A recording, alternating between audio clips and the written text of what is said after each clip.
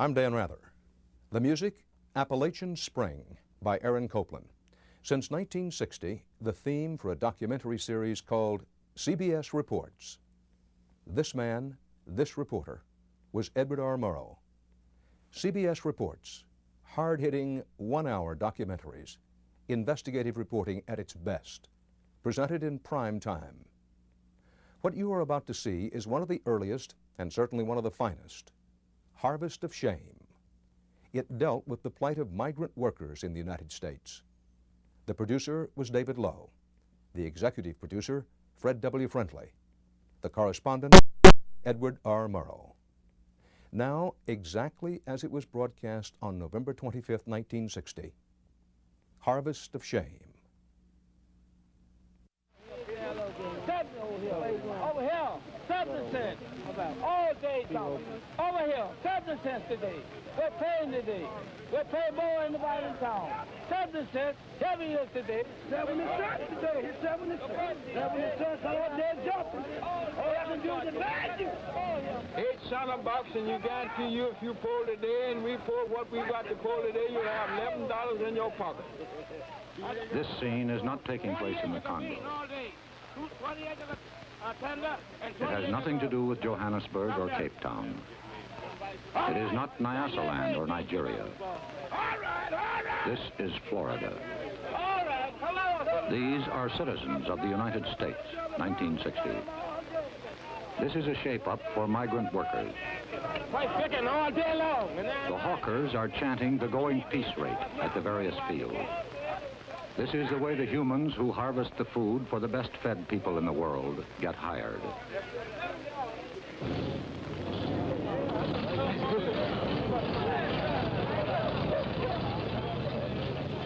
One farmer looked at this and said, "We used to own our slaves. Now we just rent them." The Secretary of Labor looked at the migrant plight and said, "I think they're the great mass of what I've called the excluded Americans. They are people who cry out, the workers and their children and their wives, who cry out for some assistance, and whose plight is a shame. It's a shame in America." The president of the American Farm Bureau Federation, the largest farmers' organization, says, "I think that most social workers would agree that it's better for a man to be employed, even if his capacity is such as to limit his income. And we take the position that it's far better to have thousands of these folks who are practically unemployable, earning some money, doing some productive work for at least a few days in the year." This is an American story that begins in Florida and ends in New Jersey and New York State with the harvest. It is a 1960 Grapes of Wrath that begins at the Mexican border in California and ends in Oregon and Washington. It is the story of men and women and children who work 136 days of the year and average $900 a year. They travel in buses. They ride trucks. They follow the sun. Well, I don't know. It don't look like we'll ever get ahead. I guess we'll just have to keep going till we can find something better.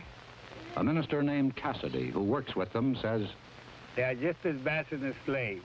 Only on name they are not a slave, but in the way they are treated, they are worse than slaves. And somebody has to make thousands of dollars out of his sweat.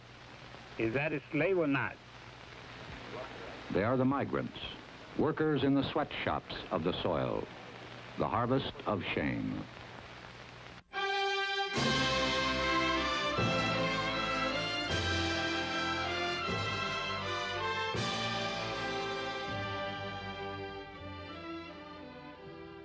This is CBS Reports, Harvest of Shame. It has to do with the men, women, and children who harvest the crops in this country of ours, the best-fed nation on earth. These are the forgotten people, the underprotected, the undereducated, the underclothed, the underfed. We present this report of Thanksgiving because were it not for the labor of the people you are going to meet, You might not starve, but your table would not be laden with the luxuries that we have all come to regard as essentials. We should like you to meet some of your fellow citizens who harvest the food for the best-fed nation on earth. David Lowe talks to Mrs. Doby, 34 years old, mother of 9 children. Mrs. Doby, what things do you pick up north? We pick strawberries and cherries. Who works with you out of this family here? Everybody except the baby. Who takes care of them in the field? Well, they just kindly stay along with us or take care of themselves. The one that can't walk usually stays in the baby buggy. What is an average dinner for the family? Well, you mean what do we have in? Yes. Well, I cook a pot of beans and fry some potatoes or some corn or something like that. How many quarts of milk do you buy for the children, Mrs. Well, Doby? we don't have milk except maybe when we draw our paycheck, we have milk about once a week. For all these children, you have The milk? baby has, she is on the bottle, and she uses about 15 cans of milk a week, but the older children have milk about once a week. Do they like to drink milk, Mrs. Doby? Yes, they like milk. The only reason I asked that question, I was quite shocked that they had milk only once a week. Just thought they didn't like it, but they like milk, but well, there's so many, a gallon of milk will make them a glass around, and so we just can't afford it every day. What do you want most for your children, Mrs. Doby? Well, I'd like for them to have a career, whatever they'd want to be when they got older. Of course, the smaller ones, don't realize yet to know what they'd like to be. But the older girl, she'd like to go to school if she could. Of course, she'll probably be like the boy, have to quit as soon as she's old enough. She really likes to go to school, but she had to miss last week because she had to keep the baby for me to work. Mrs. Doby, wouldn't you ever care to have a house of your own? I'd like to have a house if we plan to buy one. If we could ever get enough to pay down on one, we'd buy one. Do you think this will ever happen? Well, it don't seem like it. This is Belglade, Florida, where the Exodus has its beginning every year.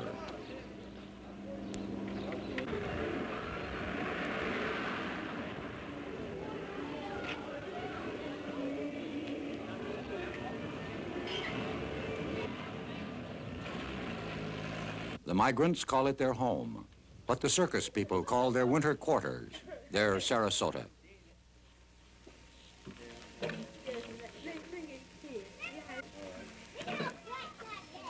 Charles Goodlett, Chief of Police of Belglade, says, the problem that we have now are the ones that come here that don't have the money to rent a room.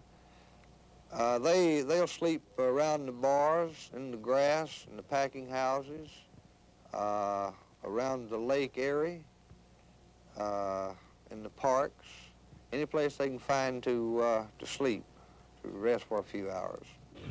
They come here with one thought in mind, is to survive till the end of this season and save enough money to get to the next state, going north. From towns like this throughout Florida and throughout the South, the 2 to 3 millions move out on their annual migration, which ends in late November.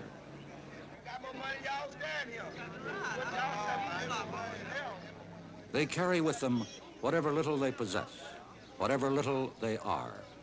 At the Okeechobee labor camp, while families were preparing to move north, there was still some work in the bean fields. Children, as usual, were left to fend for themselves. Jerome, how old are you? 9. 9? Do you go to school? Yes. Where do you go to school, Jerome? At the Okeechobee Elementary School. I see. What is your sister's name? Lois. That's Lois. And what are your other sisters' names? Catherine and Beulah. Catherine and Beulah. What happened to your foot, Jerome? I dug a nail in out there by the wash house. So you drove a nail in out by the wash house. What did your mother do for that? She put some alcohol on it. Where do you sleep, Jerome? In this bed. You have this big bed? Yes. What happened? How did you get that hole in that bed there, Jerome? The rats. The what? Rats. Now, Jerome, you are taking care of Kathy, of Beulah, and Lois. Yes. Now, are you going to give them lunch today? Yes. What are you going to feed them? I don't know. Do you have any food here to give them? Yes. I see. What time does your mother come home? I don't know. The following day, Aline King, the mother of Jerome, Kathy, Lois, and Beulah, again was picking beans. Aileen King, I saw your children yesterday at the Okeechobee camp. Why didn't you put them in the nursery? I don't make enough to pay for it. How much does it cost to put them in? 85 cents. 85 cents. That's right. Aileen, what time did you come out the field this morning? 6 o'clock. What time would you get home? About 3:30, 4 o'clock. 6 this morning to 4 o'clock this afternoon. That's right. How much did you earn? $1. $1? That's right. $1. Is that because the beans were of poor quality? That's right. Has this happened before? That's right. How much will your food cost you today? About $2. Aileen, how old are you? 29. How many children do you have? 14. How old were you when you first started working in the fields? 8. You've been working 21 years in the fields? That's right. Aileen, do you ever think you'll be able to get out of this kind of work? No, sir. All the migrants travel fourth class. If there is a privileged class, they ride in their own jalopy, in the best Jode family tradition.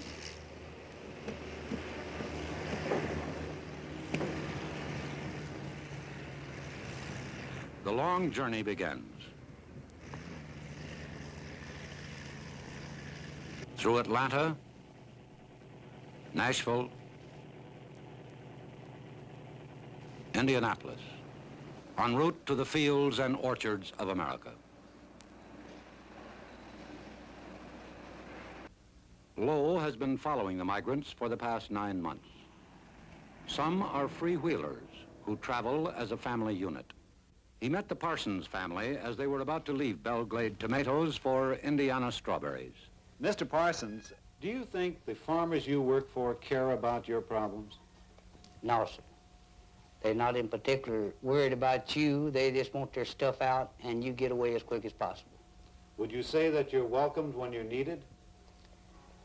Well, that is the only time that you are welcome is when they are needing you. They're friendly and everything, but once they're done with you, well, they'd rather for you to move. Did they ever ask you to leave their places? Oh, yeah. They tell you if you finishing up like tomorrow, well, they had rather for you to be out and gone in about 3 days, and that way it'll cut down on their electric bills and all the other stuff. What do you want most in this world for you and your family? I'd like for my family to be well, stay together as much as possible.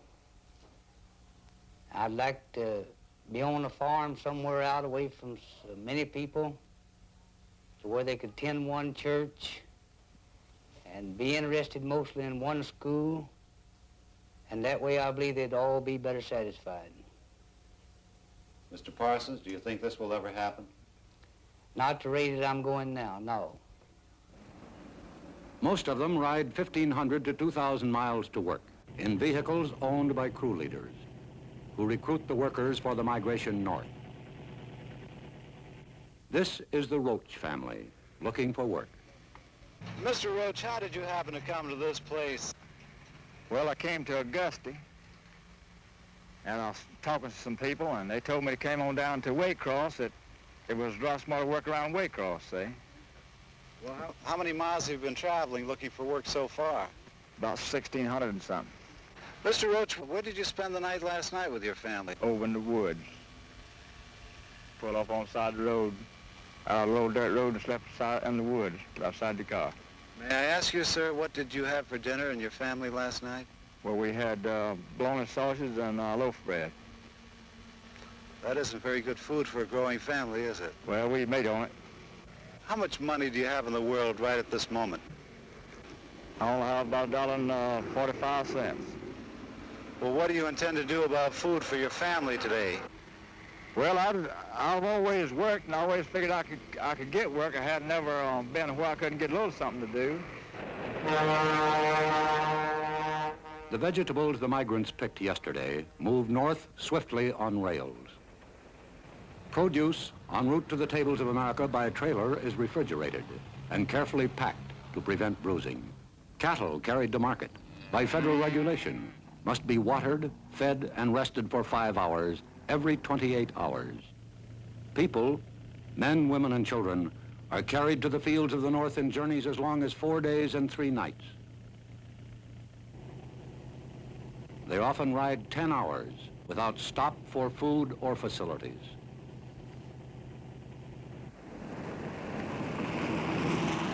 The first stop is normally at Yulee, Florida, 1 mile from the Georgia border, a checkpoint for farm labor leaving the state. Okay.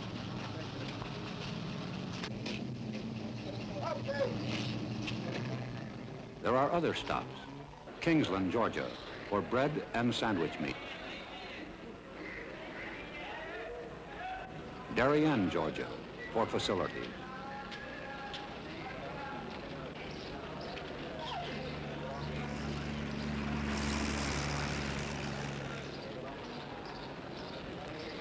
A roadside stop en route in South Carolina.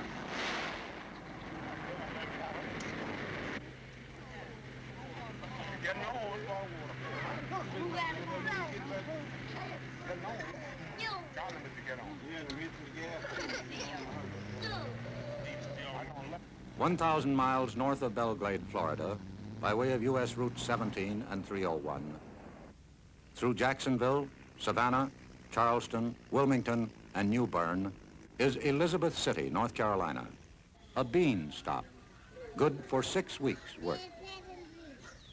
This camp was home for 40 days for the families of Tom Lockett's crew, now 30 hours out of Belgrade.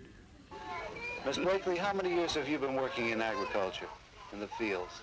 Oh, practically all of my life.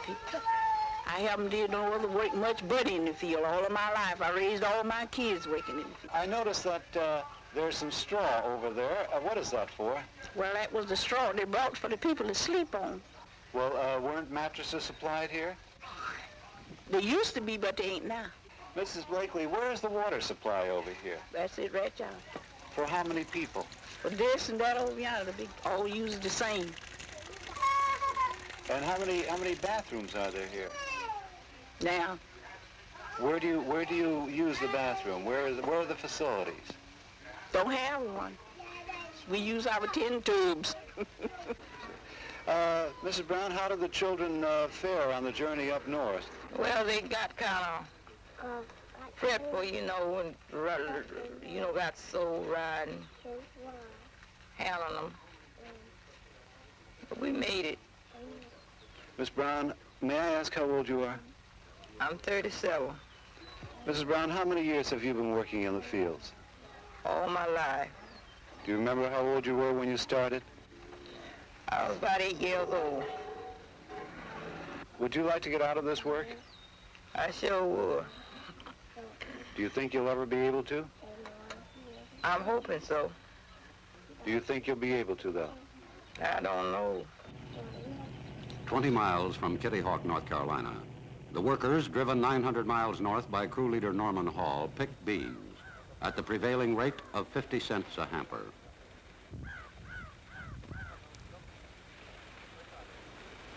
Lunch is not a picnic, whether brought from the labor camp or purchased at the open-air kitchen, or in a bottle, heated by the rays of the sun. In a survey in 21 states conducted by the National Council of Churches, the migrants themselves listed the evils of labor camp life. Bad housing, flies, mosquitoes, dirty beds and mattresses, unsanitary toilets, and lack of hot water for bathing. One employer of hundreds of migrant laborers was asked, are they happy people? Well, I guess they got a little gypsy in their blood. They just like it. A lot of them wouldn't do anything else. A lot of them don't know any different. That's all they want to do. They love it. They love to go from place to place. They don't have a worry in the world. They're happier than we are. Today, they eat. Tomorrow, they don't worry about. They're the happiest race of people on earth. Mr. Jones, do you think that the migratory laborer makes a living wage? They make a poor living. In other words, sometimes it's just like the farmer. Sometimes when things are good, when the yields are good and they can make good money, they make a good living. But take year in and year out from different seasons, different sections of the country, I'd say no, they make a poor living. There are days when beans are not ready for harvest, and that's one more day with no income. Ed King, a crew leader, hauled his workers to this camp at Powell's Landing, Virginia, where they worked 5 weeks pulling corn and picking beans. And when the fields have been stripped in North Carolina and Virginia, the trucks and buses again move north.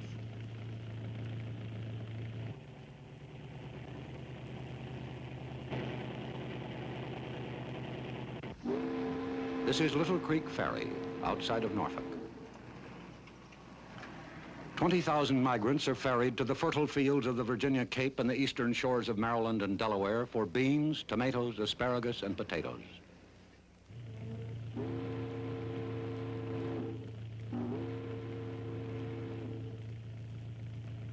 For one crew, hardship was climaxed by disaster, the death of a migrant.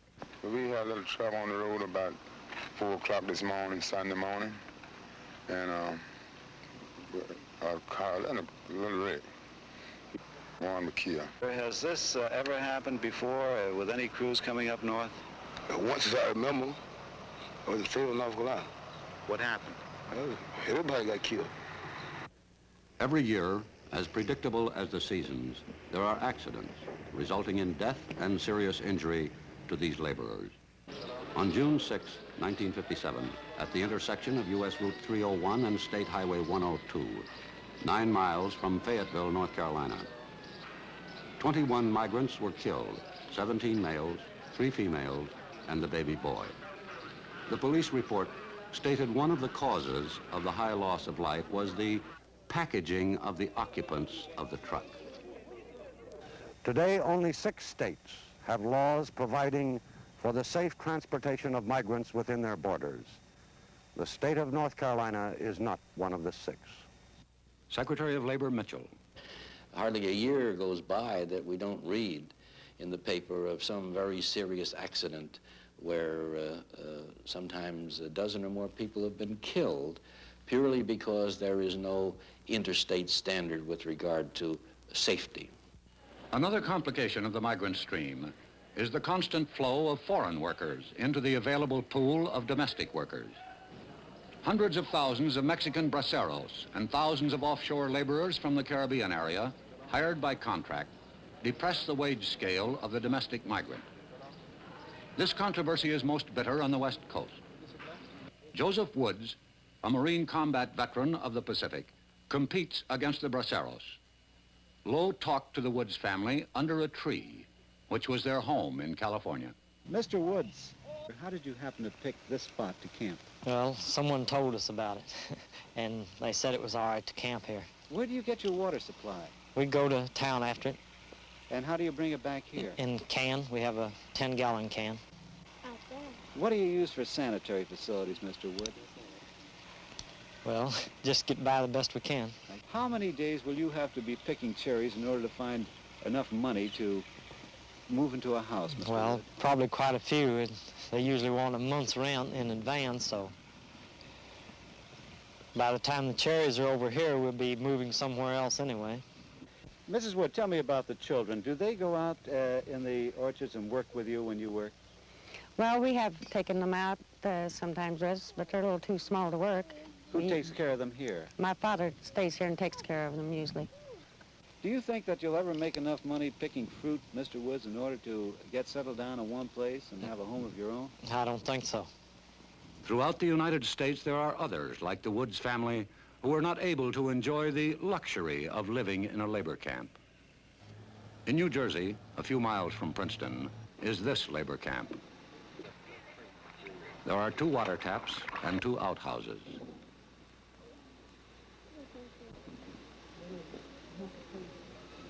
Families live in one room, usually in one bed. The single men live in the bull pit.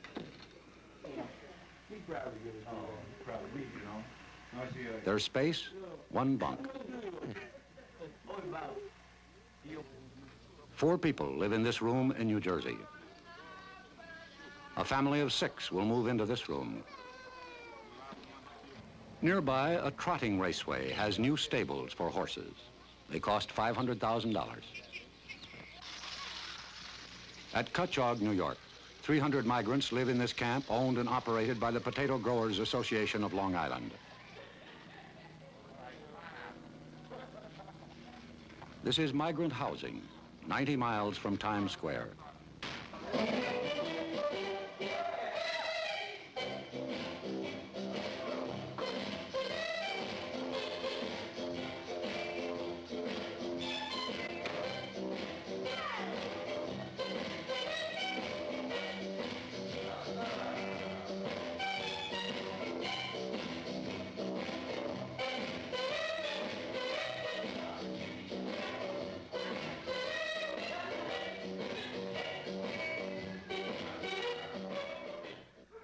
Some have tried to leave the endless migratory stream. Wherever this happens, the local slum areas expand. This is Riverhead, Long Island, New York. A minister said, this is as primitive as man can live. This settlement of former migrants is called the Bottoms. In Shenango County, New York State, a farm labor camp.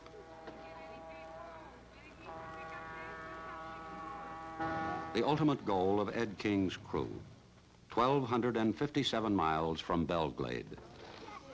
The migrant mission serves 1/2 pint of milk and 1 cracker to each child. This is their lunch.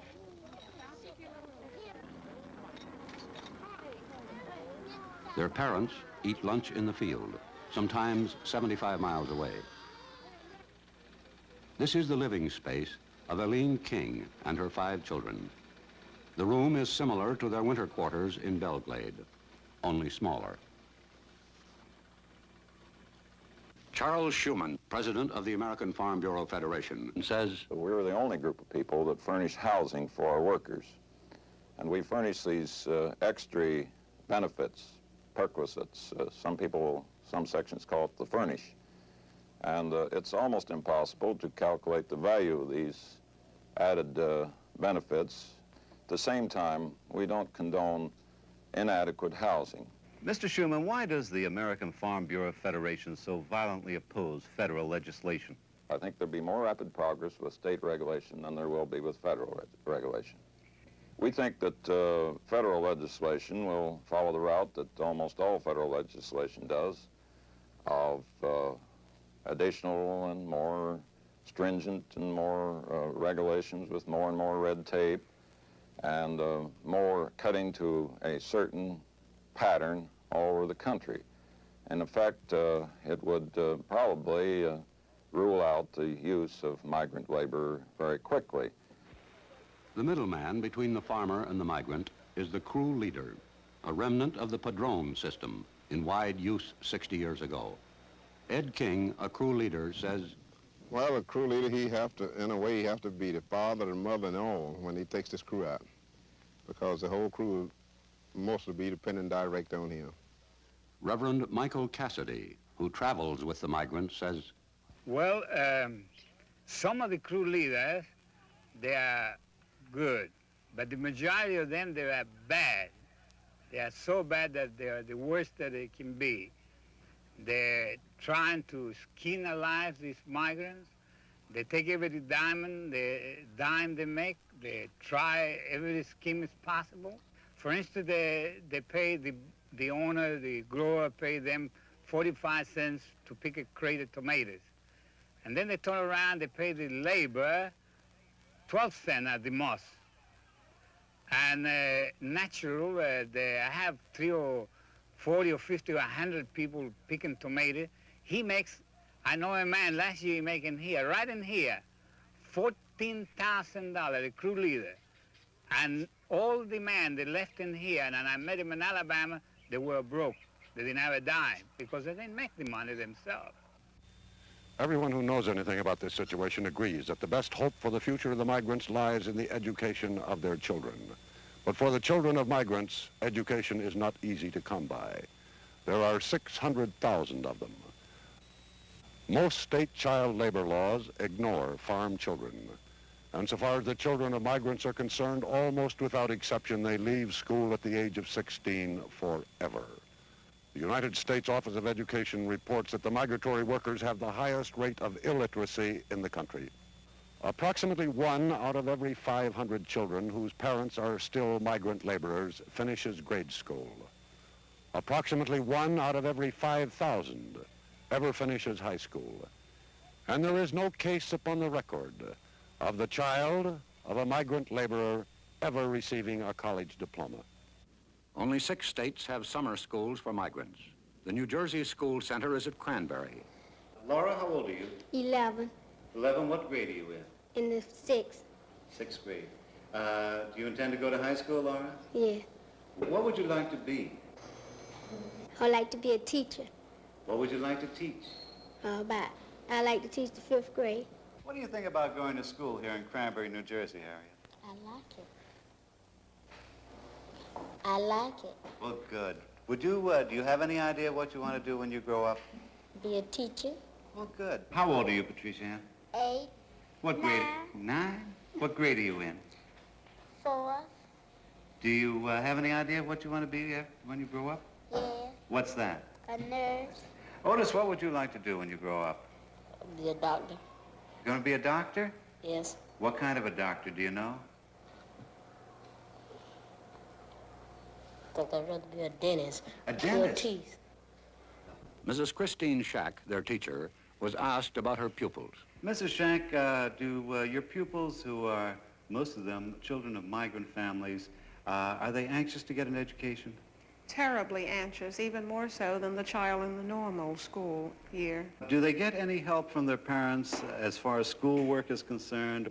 Usually you will find that the parents themselves are not educated. When we go out to enroll the children, oftentimes the parent will make an X and the person interviewing will have to sign it in order to get permission for the child to be enrolled in school. Mrs. Shack, how does this problem affect you personally?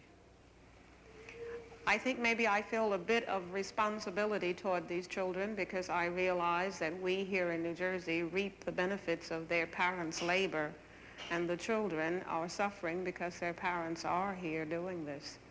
I saw one bright little girl. Her name was Laura Weeks. Will she really have a chance to continue her education?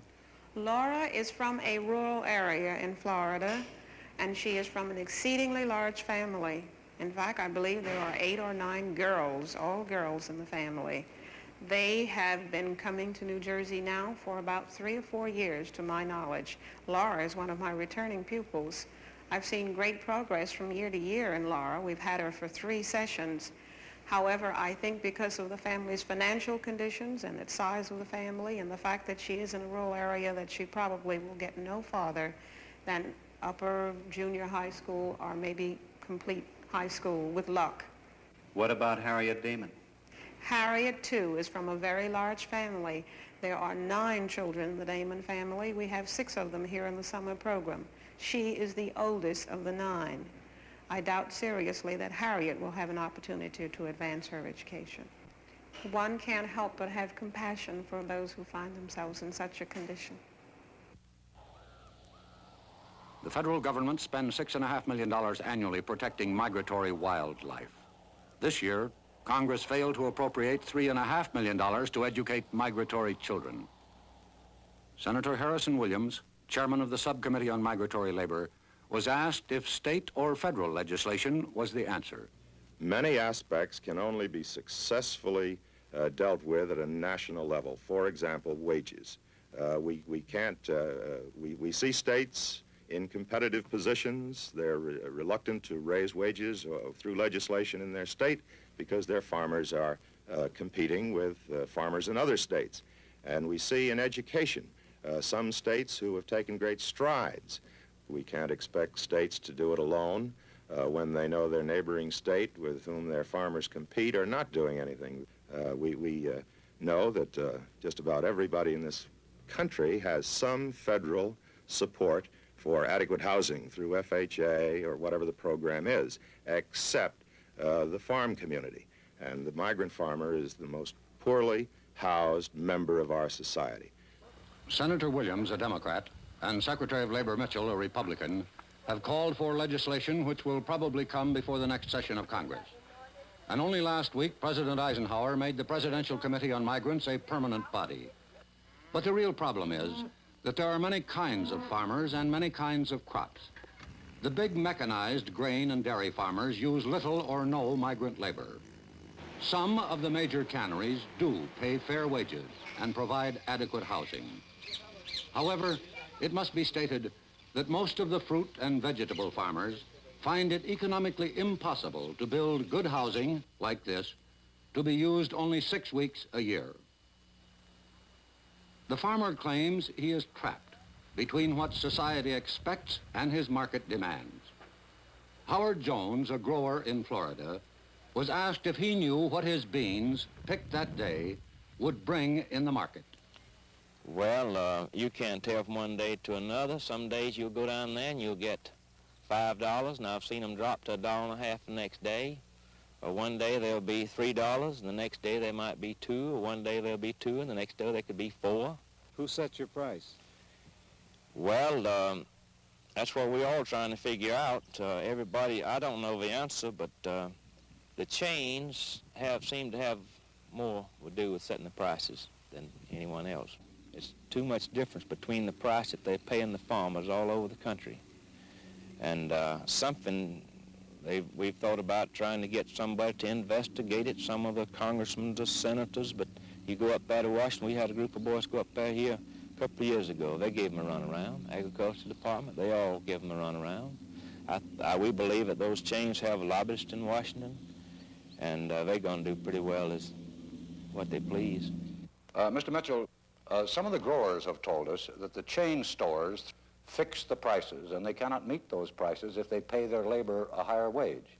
What about that? Well, I wonder if that's a very valid argument. That might be said of many other industries. It might be said, for example, of the garment industry, and I've heard it alleged that retailers dictate to the manufacturer the price they will pay for a garment, and in effect say, you produce the garment at that price no matter what it takes to produce it.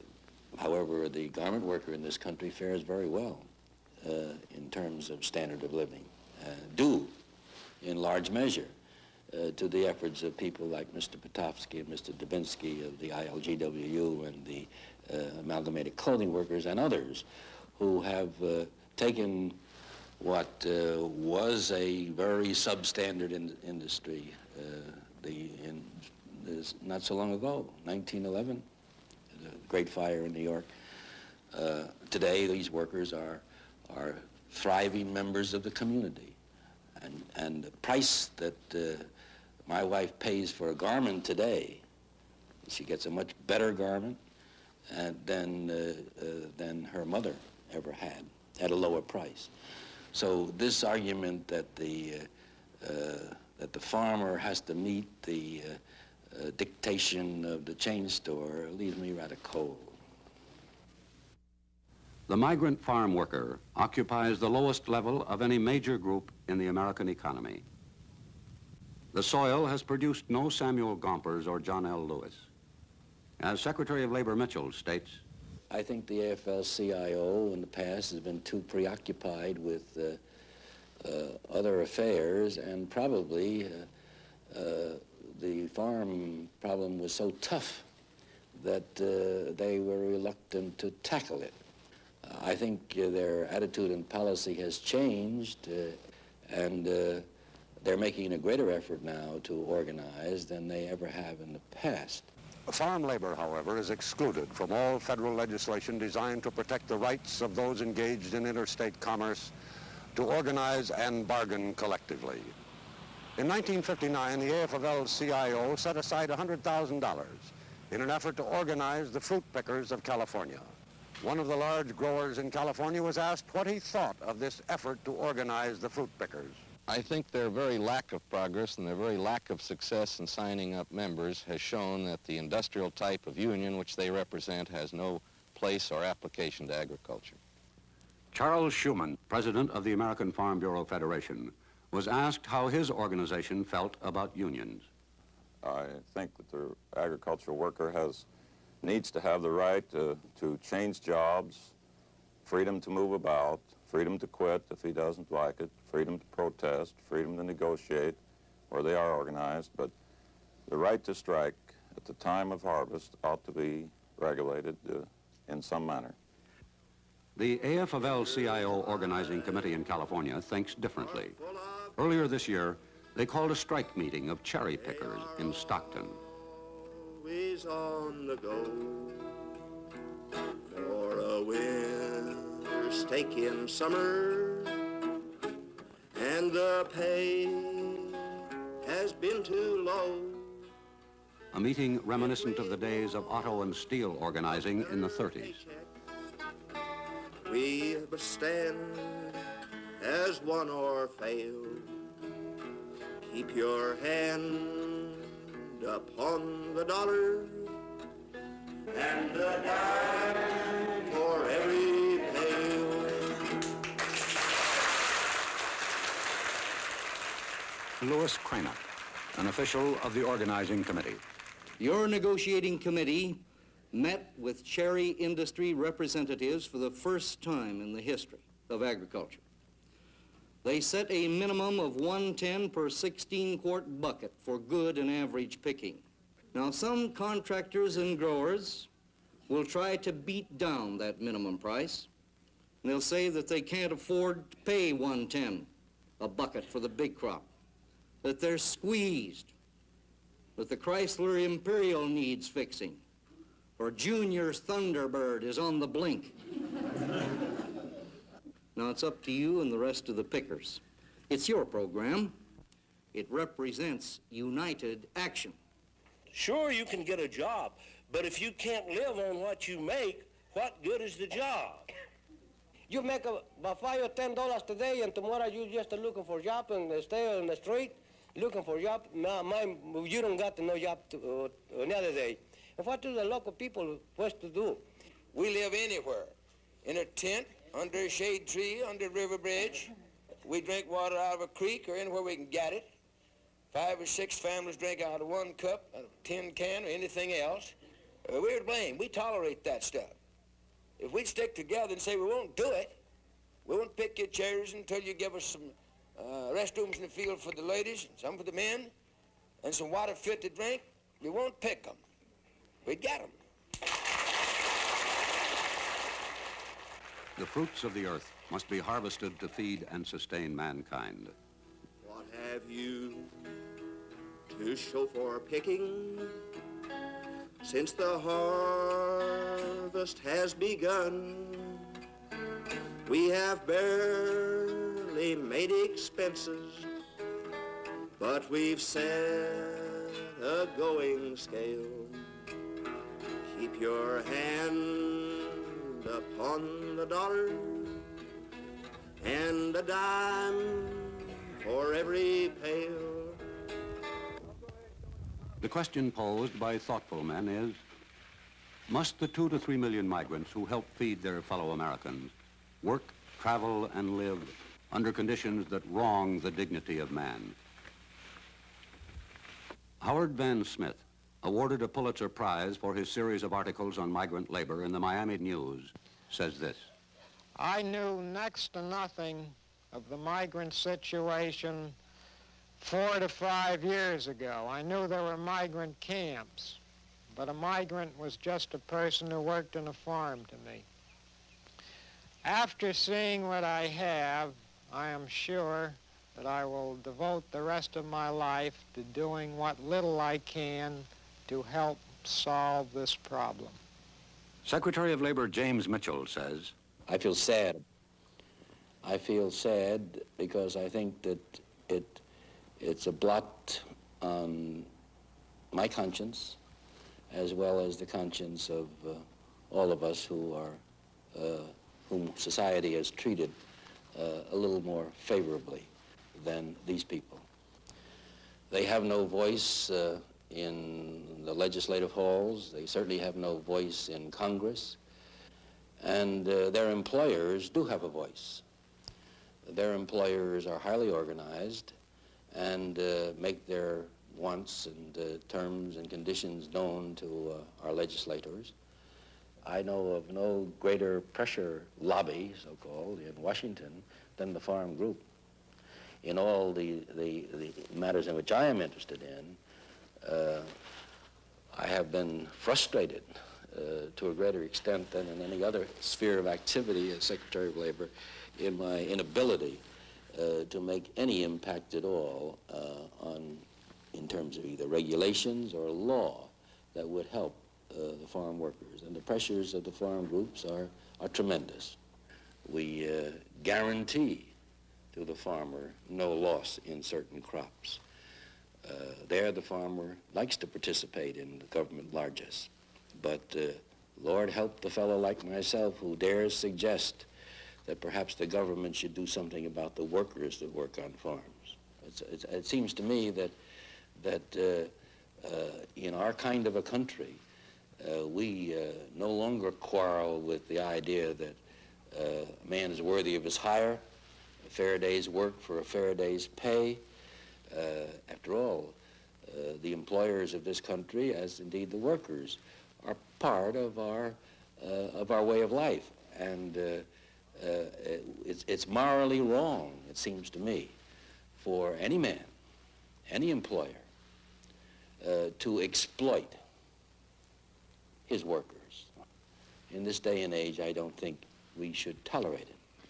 As a citizen, in or out of this office, I propose to continue to raise my voice until the country recognizes that it has an obligation to do something for them. And while men of goodwill seek to right injustice, the migrant, the lonely wanderer, the outcast, is trapped in the stream.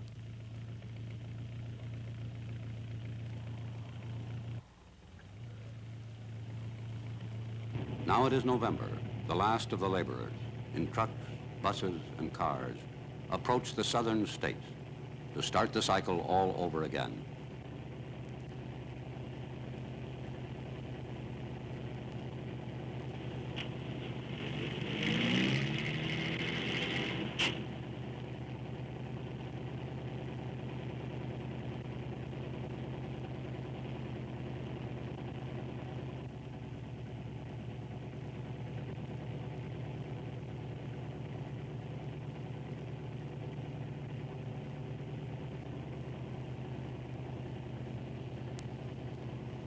The Sunshine State welcomes them back.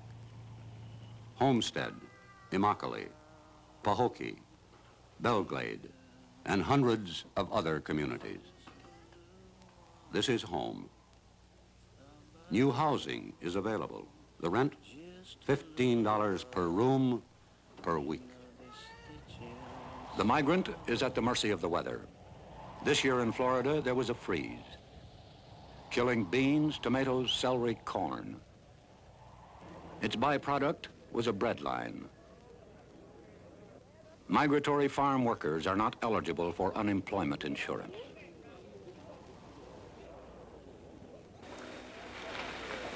This happened in the United States in 1960.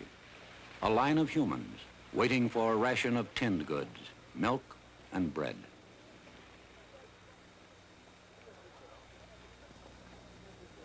The Secretary of Labor says, for the rest of my life, in or out of office, I propose to do something for them. A hardened newspaperman says, for the rest of my life, I will do what little I can to help.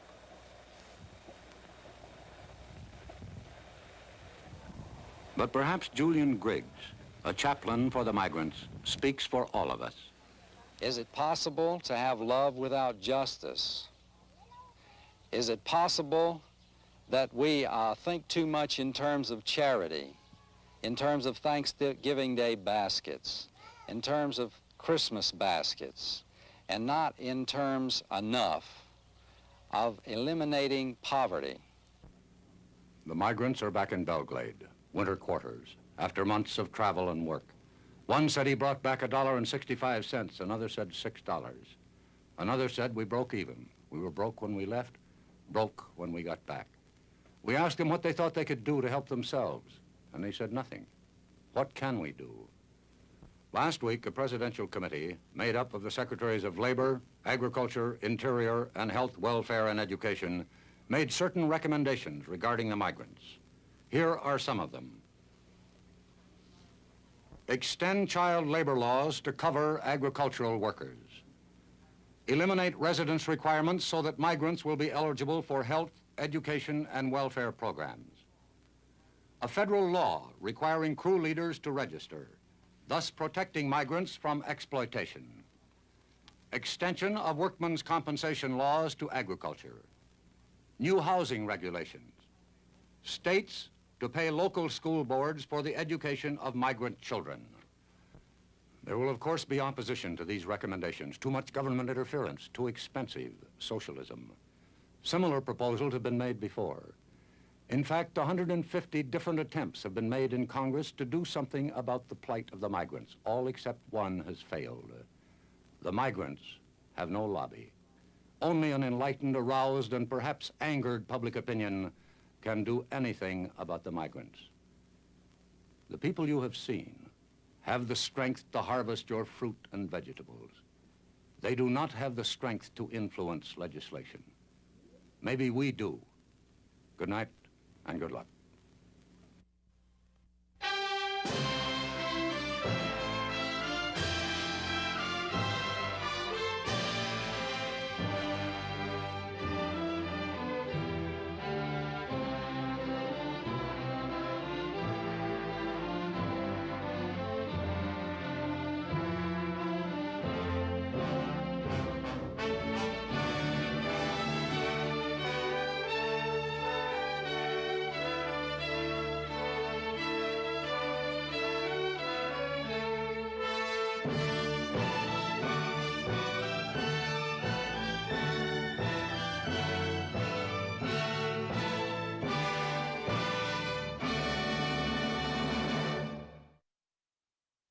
Harvest of Shame was one of Ed Murrow's most memorable broadcasts for CBS News and one of his last. A few months later, he accepted an offer from President Kennedy to become director of the United States Information Agency. Murrow never returned to network broadcasting.